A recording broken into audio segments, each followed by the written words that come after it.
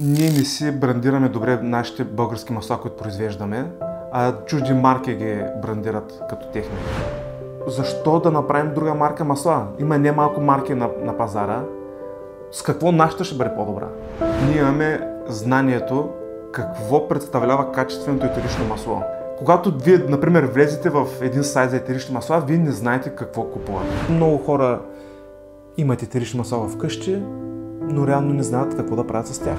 Решихме да създадем марката Purus, защото аз искам да има българска марка етерични масла, които да са биосертифицирани, които да са 100% чисти и натурални, които да са достъпни за хората.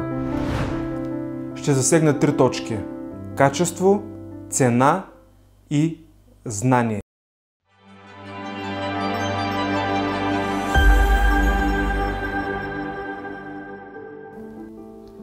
Причините защо Purus съществува са 3.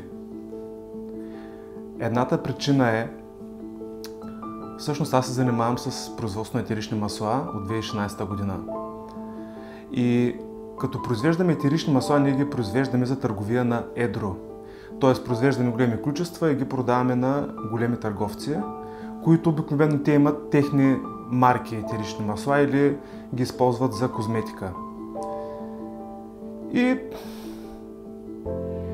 приятели започнаха да искат: дай ми едно масло, да се сложа в дифузера, да мога да спя. И така лека по лека започнах да пакетирам малки етерични масла в шишенца, но не го бяхме направили както трябва. Т.е. не бяха добри шишетата, не бяха добри опаковките, не беше добър дизайна, нямаше бранд за това нещо, ами просто предлагахме на приятели.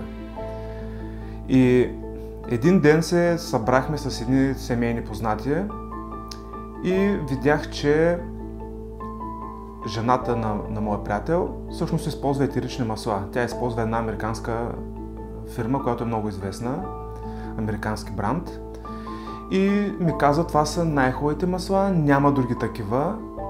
И аз казах: как така няма други такива? То няма бизнес модел, в който да няма конкурент, да има само един единствен, човек, който предлага тази услуга.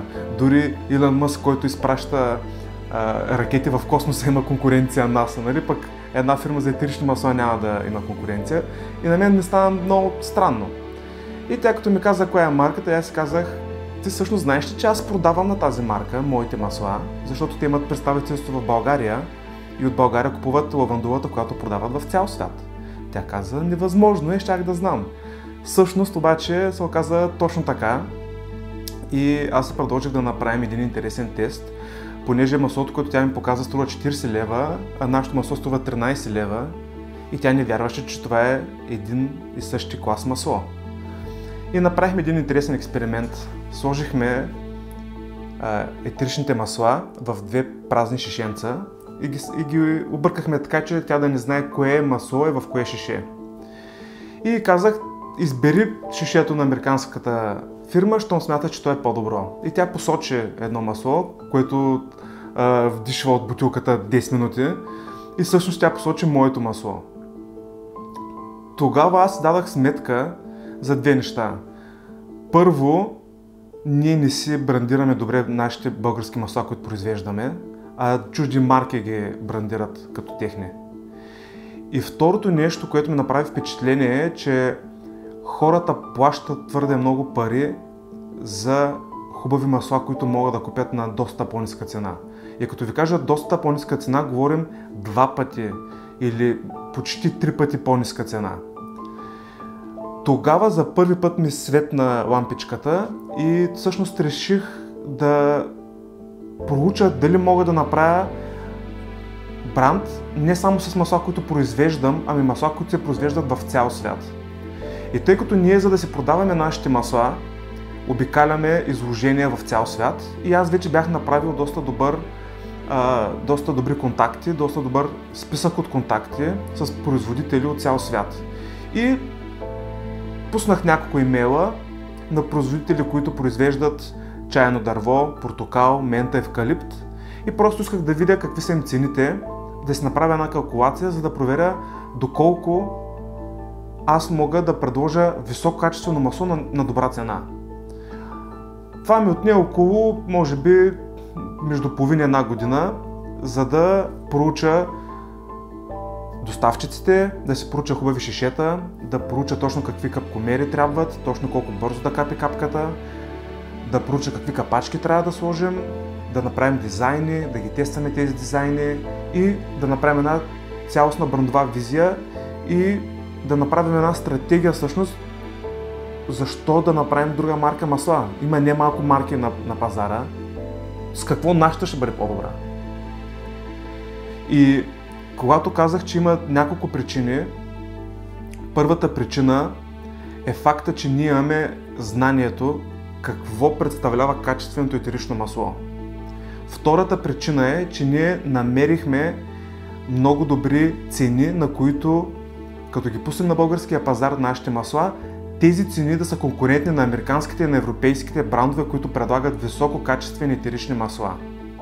И третата причина е, че когато аз търсех различни брандове и гледах да заимствам нещо позитивно от тях, всъщност освен качеството нямаше какво друго да заимстваме, защото когато вие, например, влезете в един сайт за етерични масла, вие не знаете какво купувате. Това е истината. Потребителя не е запознат как да използва етеричните масла. Даже ако сега ви попитам, вие знаете ли кога за първи път са използвани етеричните масла, може би ви няма да знаете. Но всъщност това е преди 6000 години. 4500 години преди новата ера египтяните започват да използват етерични масла и има по същото време исторически факти, че китайците са дистилирали етерични масла по това време. Нали, ние от 6000 години използваме етеричните масла, но потребителят това не го знае. Пък и защо да го знае? Ами всъщност важно да го знае, защото когато ние информираме потребителя как да използва етеричните масла, той може да им добави стойност. Когато си купиш етерично масло, ти знаеш, че можеш да го използваш за някаква здравна полза, да се ароматизираш дома, ако имаш някаква рана, ако имаш някакво козметично несъвършенство, ако искаш, примерно, имаш някакви проблеми с косопада, да си сложиш, да речем, мента и... кое беше това масло, другото? Розмарин, мента и розмарин, да си сложите в шампуана и да си втриете леко и това да ви помогне при косопад. Но истината е, че повечето брандове не добавят стойност към това вие да използвате етеричните масла. И това е нашата трета причина, поради която си дадахме Purust, защото ние искаме да обучим потребителя как той реално да използва етеричните масла. Какво друго да импровизирам? Имам и една лична причина, поради която харесвам етеричните масла. И това е, че като бях малък, моята баба, Бог да я прости, беше белкарка. И нейната баба е била белкарка. Вкъщи винаги имаше вестници, на които се сушаха билки. Навсякъде, спалнята, на терасата, навсякъде се сушаха билки. И аз зимата съм изкарал на чая лайка и на жълт кантарион. Просто и между другото не боледувах. Баба ми винаги ми правеше някакви компресии с билки, които ме миришеха отвратително, обаче помагаха. Аз излизах по 8 часа зимата навън по парзалките, прибирах се по 2-3 пъти само да се преоблека, защото бях целия във вода. И баба ми викаше: Дани, моля деца, поне смени си боксерките, защото ти целия си вода да не настинеш. И аз веднага излизах обратно навън. И това е, може би е внушение, може би не, но баба ми ме отгледа с билки и аз за първи път се разболях, когато бях 5 клас. Аз обикалях много често с нея по полята. Просто хващахме, тя знаеше някакви поля, на които ходихме. Тя късаше някакви билки, беряхме и ми обясняваше това е това, това е това. И прибирахме се после, разпределяхме ги, сушихме ги заедно. И аз някак си съм, дори може би подсъзнателно имам това влечение към билките.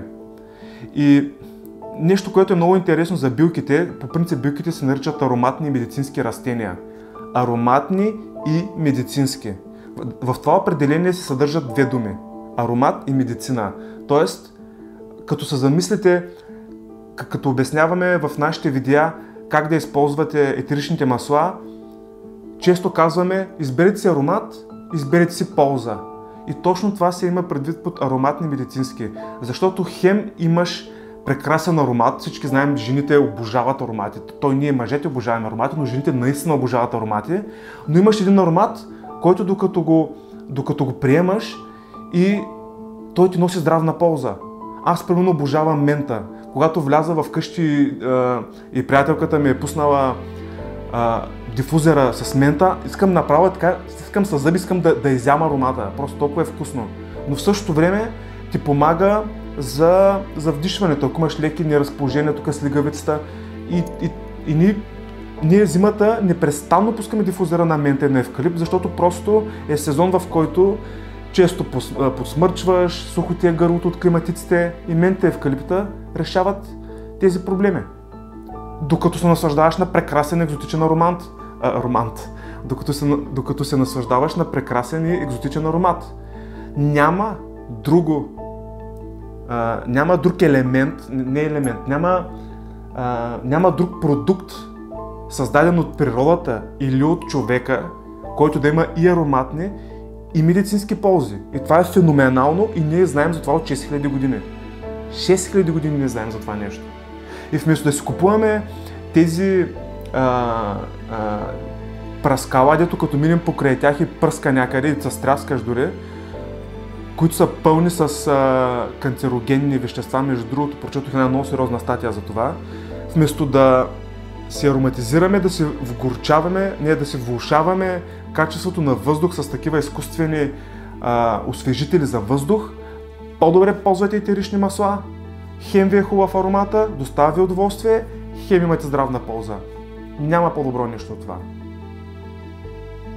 Това са в резюме причините, поради които смятам, че хората трябва повече да използват етерични масла в дома си. И това са причините, поради които ние решихме да създадем марката Purus. Защото аз искам да има българска марка етерични масла, които да са биосертифицирани, които да са 100% чисти и натурални, които да са достъпни за хората. И да добавим стойност, като ви показваме знания, които ние знаем. Това е. Защо съществува Purus?